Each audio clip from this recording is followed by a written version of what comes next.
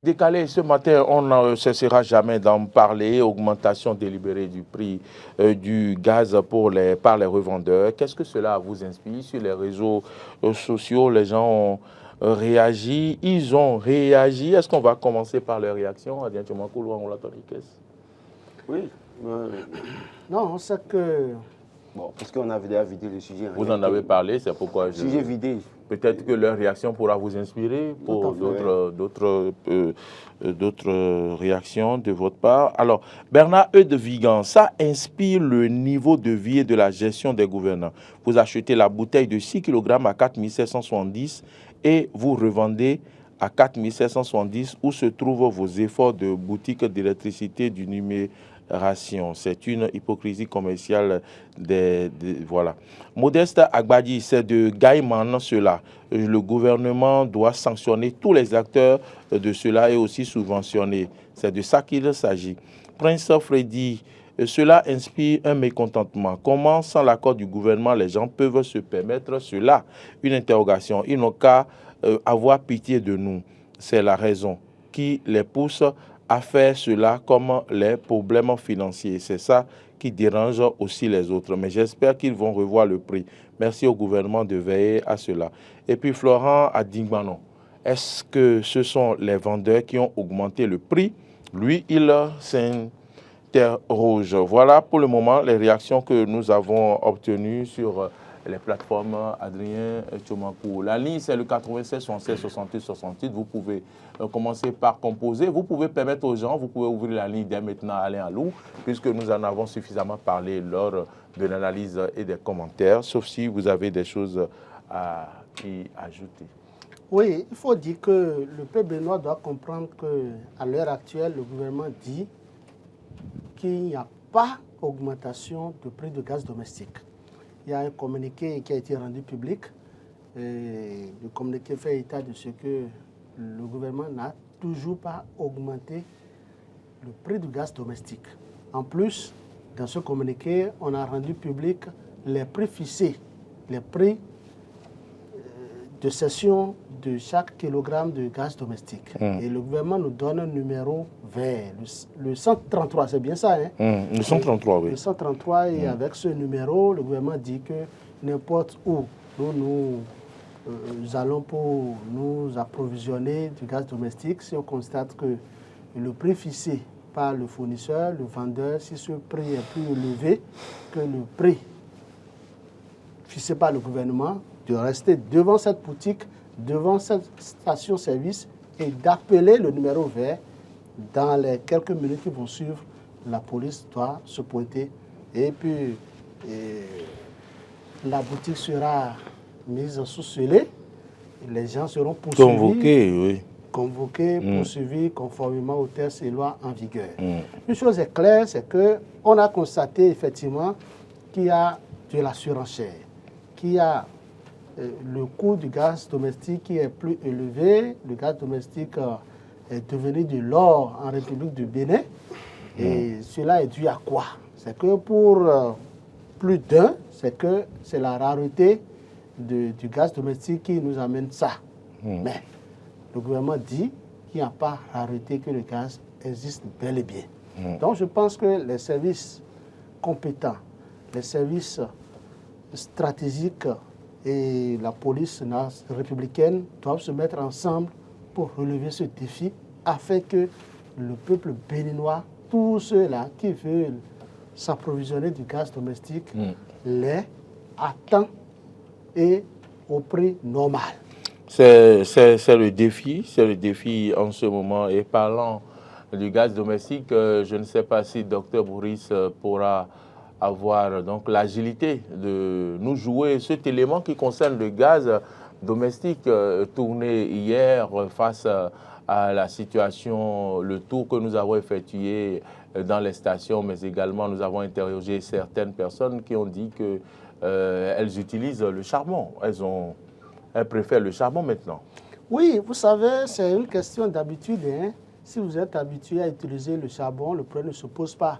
Mais si vous résidez dans une chambre un peu lucieuse où, bon, vous ne pouvez pas allumer le charbon, Et si votre chambre est carrelée et qu'il y avait le dispositif des gaz, je pense qu'il vous serait difficile d'utiliser le gaz domestique. Et que vous n'avez pas de cours. Oui, vous allez déposer votre repas. Il faut déposer parce que vous savez, le charbon fait de fumée. Et si le charbon doit faire de fumée, ça va gâter beaucoup de choses. Donc je pense quand même que ce qu'il faut retenir, c'est que le gouvernement doit tout mettre en œuvre pour nous rendre disponible le gaz domestique. On va suivre cet élément. Parce que ce qui se dit, c'est un peu...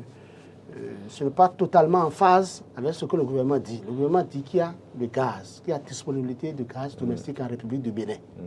Mais la réalité sur le terrain, on constate par endroit que le gaz n'existe pas. Donc, il y a un problème.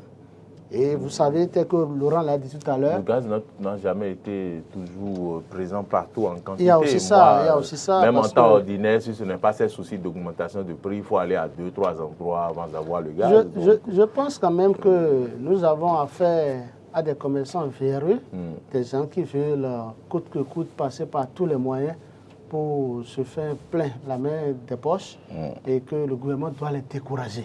Moi, je pense que ce que je dis, c'est très simple. Moi, je suis prêt à faire la lutte avec le gouvernement. Je connais au moins 2, 3, 4 sites de vente de gaz. Je suis prêt à les sonder pour dénoncer ces personnes. Mais je veux que le gouvernement me rassure véritablement de la disponibilité du produit chez les grossistes. J'insiste là-dessus. Pourquoi? Je le dis parce que vous savez, le marché a ses règles. S'il y a quelqu'un en ligne, on prend la personne et après on va jouer l'élément. Oui, j'ai entendu le téléphone sonner. Le système commercial a ses règles. C'est-à-dire que le grossiste ne saurait demander aux revendeurs, aux petits, aux détaillants, lui imposer un prix de vente dans une certaine mesure, tenant compte des situations, des aléas. Alors, le grossiste, dans le cas d'espèce, c'est l'État. Bon, en griffe, quoi. Et qui vend à des gens. Mais le détaillant se rend compte que le produit n'existe plus chez le grossiste, il peut faire de la surenchère. Malheureusement, tenant compte de la loi de l'offre et de la demande, comme je l'ai dit tout à l'heure. Donc, pour dire que, oui, si le gouvernement... Et c'est condamnable, hein? S'il fait de la surenchère de cette manière, c'est condamnable. Non, c'est condamnable en ce sens que quand il exagère... Mais c'est l'environnement économique qui l'oblige. L'environnement économique crée un certain nombre de faits. Je comprends. Qu'il faut décourager, mais en même temps aussi renégocier avec les gens. Parce que, oui, il faut décourager, mais dans une certaine mesure, si le détaillant se rend compte que tu n'as pas le produit, toi, grossiste, il se dit, ça veut dire que les gens auront tellement besoin du produit, et donc, appliquant la loi de l'offre et de la demande, il peut augmenter le prix. Et augmenter exagérément, c'est ça qui tue dans une certaine mesure. Augmenter jusqu'à hauteur de 2 000, 3 000 francs, ce n'est pas bien, il faut décourager. 3 000 francs, 4 000 francs. Bonjour, auditeur, téléspectateur en ligne, bonjour. Bonjour. Bonjour monsieur, comment allez-vous? Je bénis le Seigneur. Et vous vous appelez? Rigobert Tantier Meou. Bonjour monsieur Rigobert. Merci beaucoup. Merci pour le sujet. Vous avez la parole. Oui. Le gaz coûte cher. Et le gouvernement a demandé à ce que les vendeurs, les revendeurs puissent respecter le prix fixé par le gouvernement. Nous sommes d'accord, on doit respecter le prix fixé par le gouvernement. Est-ce que le gouvernement arrive à satisfaire ces détaillants? Parce qu'il faudrait que les bonnes dames et ceux qui revendent plutôt le gaz puissent en trouver. Et maintenant, servir au peuple au prix donné par le gouvernement. Maintenant, parce que j'ai suivi il me semble que c'est sur l'OTB, non? Et ils ont fait quelque chose à Parakou là-bas, une descente à Parakou là-bas. Oui, oui. Et il y a une dame qui disait que elle a donné au niveau de Horis 800 000.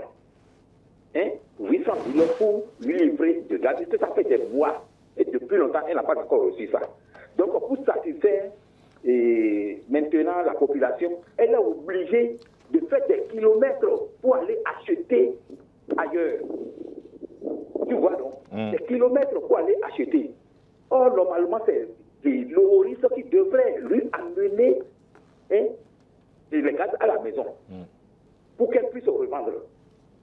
maintenant, elle n'arrive pas à trouver pour Oris. Donc, elle a fait des kilomètres pour aller acheter. Mais à quel prix vous voulez qu'elle vende? Normalement, le gouvernement doit faire son travail. À ce niveau, moi, je ne condamne pas les revendeuses. Je condamne le gouvernement. Le gouvernement n'a pas fait son travail. Mais le gouvernement fait son travail maintenant, non? En fermant les structures qui font de la surenchère. Le gouvernement fait son travail maintenant, M. Rigobert. Vous parlez de surenchère. Monsieur Rigobert, il faut que je vous explique. Il y a une politique d'approvisionnement. C'est-à-dire, les grossistes, dès que le gouvernement amène ça au Bénin, amène le gaz domestique au Bénin, et que les grossistes font la demande, les grossistes sont tranquilles dans leur boutique, dans leur station, et on vient leur faire la livraison. Je ne dis pas le contraire. Vous comprenez? Donc, il n'y a pas à faire de va-et-vient pour dire qu'on veut ajouter des frais là-dessus. Mon frère, la dame a dit qu'elle a commandé depuis des mois, et le gouvernement, mais elle a dit ça à la télé, c'est OTB qui a dit ça ici, il y a pas de mémoire. Maintenant, voilà que... c'est une déclaration récente. Et dans Calabi ici, vous avez remarqué qu'il y a beaucoup de boutiques qui n'ont pas de gaz. Et même dans les stations, vous avez remarqué, c'est moi qui ai remarqué. Donc, il faudrait que le gouvernement arrive à satisfaire ces détaillants à son prix. Et là, ils vont respecter le prix fixé par le gouvernement. C'est tout ce que je demande. Merci à vous, monsieur. Merci beaucoup. Monsieur Rigobert Méhou, le fidèle des fidèles à nos médias. Et puis, Monsieur Tchaou dit que ce que lui ne comprend pas, c'est avec notre gouvernement, c'est le gaz qui coûte toujours cher au Bénin, alors qu'on dit que l'on veut finir avec l'utilisation du charbon, de mettre fin, afin de préserver les ressources forestières. Oui, c'est là que je voulais en venir, parce que on parle de gaz. Oui, il y a un téléspectateur en ligne. Bonjour, monsieur, présentez-vous. Bon, je crois que le monde évolue. Aujourd'hui, on ne peut plus continuer à faire la promotion de l'utilisation du charbon, notamment ceux qui sont dans la métropole au niveau de la ville de Cotonou-Abomey-Clavi, quand même, c'est des maisons, comment vous appelez, avec carreaux, un certain nombre d'infrastructures sanitaires, et donc modernes, et donc on ne peut pas utiliser du charbon. Donc, de ce point de vue, j'estime que c'est le gouvernement qui doit faire un travail pour rendre disponible le produit à tous les niveaux. Que ce soit, normalement, même déjà, quand on parle d'avantages du changement climatique, il faut limiter la destruction de la faune, dans le système, de la flore, pardon, faire en sorte que nous puissions avoir plus d'arbres pour maintenir, en tout cas, l'écosystème. J'estime qu'il faut revoir cette posture. Oui, bonjour, monsieur. Salut, dame. Oui, bonjour. Bonjour, monsieur. Présentez-vous, s'il vous plaît, vous nous appelez d'où? Je m'appelle Agustin André, je suis à Blanc-Gandan, le dernier Carrefour. Ah oui, bonjour à Blanc-Gandan. Alors, on vous suit. Le sujet m'intéresse beaucoup. Et je félicite le gouvernement qui a fait ce déplacement-là pour le contrôle de nos commerçants véreux. Au fait, ce n'est pas fini, ce n'est pas fini. Ce que le gouvernement aurait dû faire, c'est de mettre de leur côté ces produits-là pour que la population puisse se déplacer vers eux pour éviter ces problèmes-là. Toutefois, c'est la même chose. C'est comme le prix de l'essence. Quand les choses gomment comme ça, les commerçants verront profitent de cette occasion pour bouger nous les consommateurs. Malheureusement. Ce n'est pas du tout bon. Hein? Le gouvernement n'a pas pris cette disposition pour éviter ces choses-là. Mais maintenant, ils ont commencé par fermer les boutiques. Ils auront les gaz sur eux, mais ils ne vont pas faire sortir ça. Et nous allons toujours souffrir.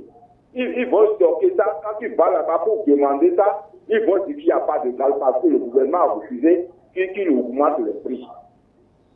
Moi, je demande au gouvernement de prendre ces dispositions pour que ces choses n'arrivent plus. Merci. Merci beaucoup. Je crois Merci que beaucoup, je vais bondir sur la chute de M.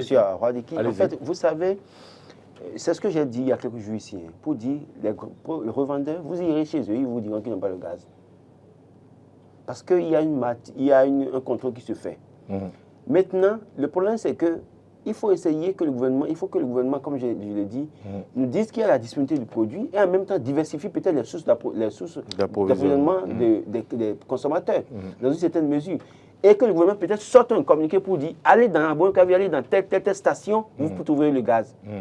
Comme ça, ceux qui ont les produits dans leur maison, qui font de la surenchère sans se baser sur quoi que ce soit, seront découragés, vont sortir les produits. Donc le gouvernement nous dit nous avons le gaz. Pourquoi est-ce que vous augmentez le prix? Ok, pas de problème. Population de Calavi, allez à la station telle de Kota à Calavi, allez à la station telle de Carrefour Kékou à Calavi, allez à la station telle de Akasato, vous aurez le gaz disponible. C'est tout simple, le problème est réglé. Maintenant, si le gouvernement est conscient, griffe, que le produit n'est pas disponible, le gouvernement ne peut pas se donner à ce jeu. Mais j'estime que si le gouvernement sort un communiqué comme ça pour dire, à Cotonou par exemple, allez dans telle station, vous aurez le gaz, allez dans au niveau de tel supermarché, vous aurez le gaz, vous allez voir que s'il y avait vraiment le produit et que les gens font de la surenchère en tenant compte juste des informations de la sous-région, c'est qu'ils seront découragés au point où ils vont ouvrir leur portail grandement pour vous dire venir acheter le produit. C'est tout simple. La solution n'est pas compliquée en réalité. Quelqu'un en ligne. Bonjour. Oui, bonjour à l'EDNTV. Merci pour la qualité de votre débat. C'est Kwasi Aro qui vous appelle de Ouagadougou. Oh oui, monsieur Ben. Comment allez-vous? Oui, ça va, monsieur. Merci beaucoup. Merci pour toute l'attention que vous accordez à notre télévision EDNTV. Je vous en prie. Et le thème en faisant objet d'appréciation.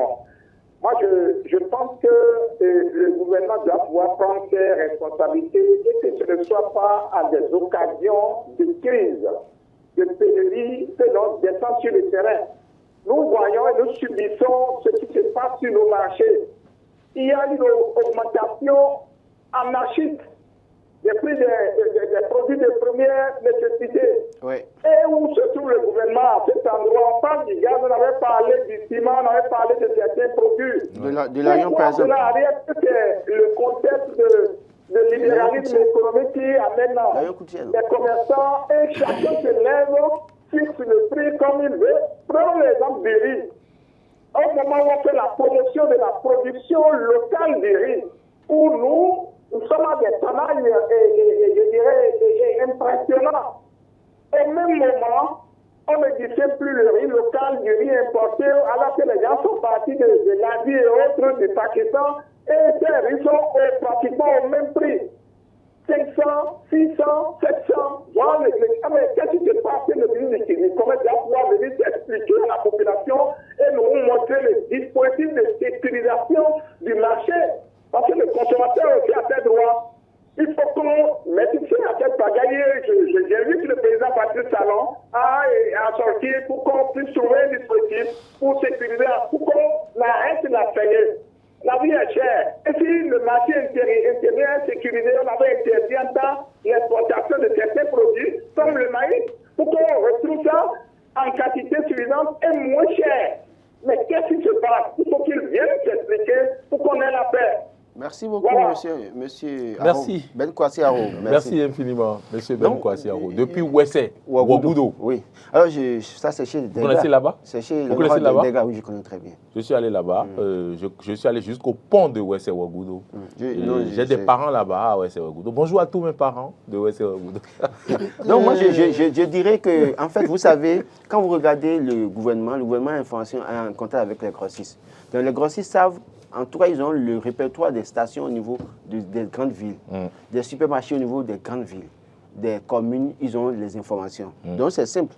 Si vous avez l'information que les gens vendent le produit à 7 000 francs au lieu de 5 500 ou 5 200, c'est très simple. Vous changez de stratégie en demandant aux grossistes maintenant, désormais, vous fournissez les produits à la station telle principale de l'UNCOSA, à la station et puis vous passez un communiqué. On est là. Et là, c'est simple. Oui. Maintenant, là, on saura maintenant qui est en réalité en erreur. Oui. Si le produit est disponible, que le gouvernement fait ça, c'est que si on va dans non, les ils nous stations, écoutent et je pense qu'ils vont utiliser cette stratégie. Voilà. Que Si vous le produit est proposez. disponible, qu'ils le disent. Par comme ça. exemple, à Cotonou, ils prennent 2 stations. Non, pas 2. Dans chaque arrondissement, il faut au moins une station. Parce que quand on regarde les 16, je crois, c'est 16 arrondissements, ou bien 13 arrondissements de Cotonou, oui. C'est qu'il y aura certainement au moins une station dans chaque arrondissement. Il y aura au moins un supermarché. Donc, on identifie un supermarché qui est partenaire et puis une station. On met les produits à disponibilité.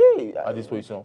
Pardon, de ces structures-là. Et on fait un communiqué pour dire, si vous voulez acheter le gaz dans le 13e arrondissement de Cotonou, voilà. Si vous voulez aller, oui, c'est très simple. Moi, je pense que si le gouvernement fait ça, on couvrira et ceux qui font de la surenchère seront obligés même de vendre au prix. Ils vont ouvrir grandement leur portail pour dire venez acheter le gaz maintenant. À 4 000 et quelques. Voilà, c'est ça le problème. Je voudrais dire quelque chose. Quoi? Monsieur Roland, tout à l'heure, parlait, il disait Pourquoi vous l'appelez Monsieur Roland?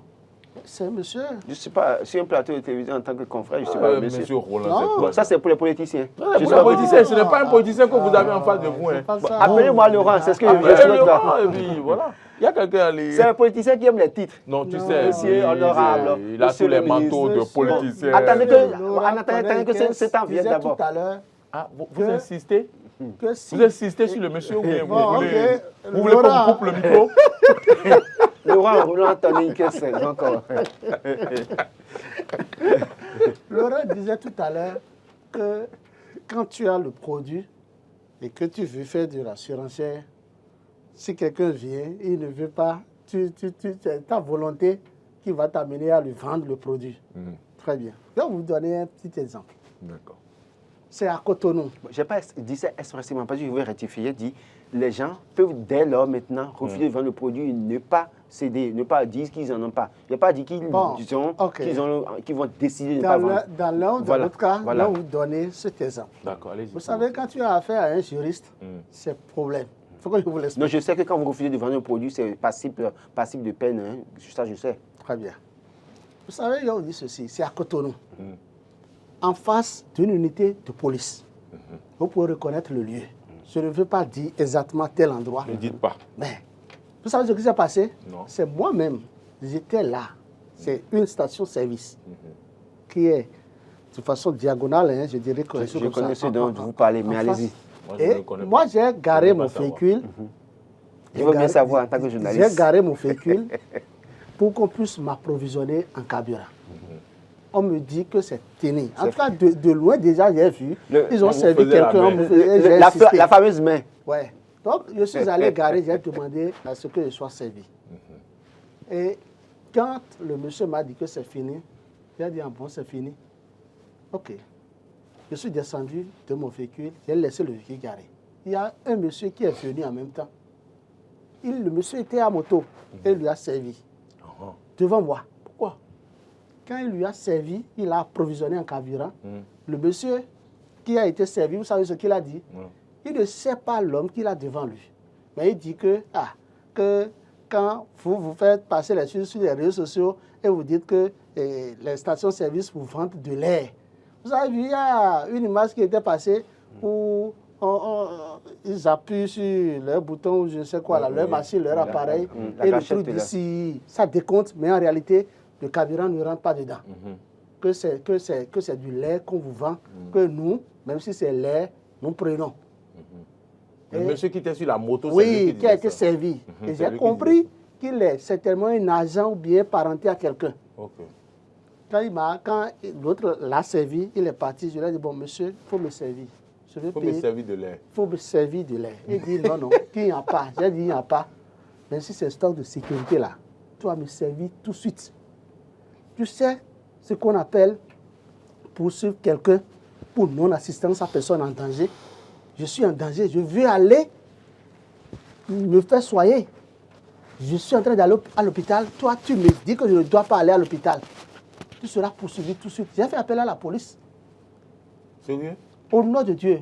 Je vous dis, c'est-à-dire, avant que quand il a aperçu le policier n'est pas venu avant qu'il ne commence pas à servir. C'est ça. Ça veut dire quoi? Ça veut dire, nous devons par un moment contraindre les gens à nous servir. C'est pour vous dire quoi? Les gens doivent comprendre qu'il y a plusieurs manières pour les contraindre à respecter les tests en vigueur. On peut me parler de stock de sécurité, on peut me parler de ci, de ça, mais à des moments donnés, prenons des décisions courageuses. C'est fini. Moi, je crois que le gouvernement ferait mieux de peut-être suivre ce que j'ai proposé ce matin, nous rendre les produits disponibles dans les grands supermarchés, dans les stations-service au plan national et sortir un communiqué en indiquant ces lieux d'approvisionnement pour permettre aux populations d'aller s'approvisionner. Ça va décourager ceux qui font de la surenchère sans se baser sur un certain nombre de raretés du produit en question. Et ça va beaucoup plus aider les populations. Et on verra maintenant qu'il y a des Béninois véreux véritablement qui ne veulent pas aider les autres à mieux vivre dans une certaine mesure. C'est très simple. Autrement, je pense que le gouvernement doit prendre ses responsabilités en nous prouvant que le produit est disponible et faire en sorte que nous puissions l'avoir à des points stratégiques. Merci beaucoup. Le gouvernement doit nous rendre disponible. Le gouvernement doit nous rendre disponible le produit. Je vais parler du gaz domestique pour que nous ne continuions pas à vivre ce que nous traversons. Merci à toutes et à tous. Merci de nous avoir suivis. On va continuer par suivre la situation de l'autre côté du Gabon afin d'y revenir plus amplement, afin de permettre à chacun de faire son développement. Mais je voudrais souhaiter à toutes et à tous de savoir raison garder et de prôner la démocratie autour de nous, la paix et non la violence. Merci à toutes et à tous. Il était à la réalisation, c'est Dr Boris. Et juste au son, c'est notre ami Alain Alou. Martin Toïse était à la diffusion. Modeste Mounekondi, le community manager pour tout ce que vous avez suivi sur les réseaux sociaux. Merci à vous. Je vous souhaite une très bonne journée. À 13h, suivez Grâce à Valibé. Vous me retrouvez à 19h. Bonne suite de nos programmes et à bientôt.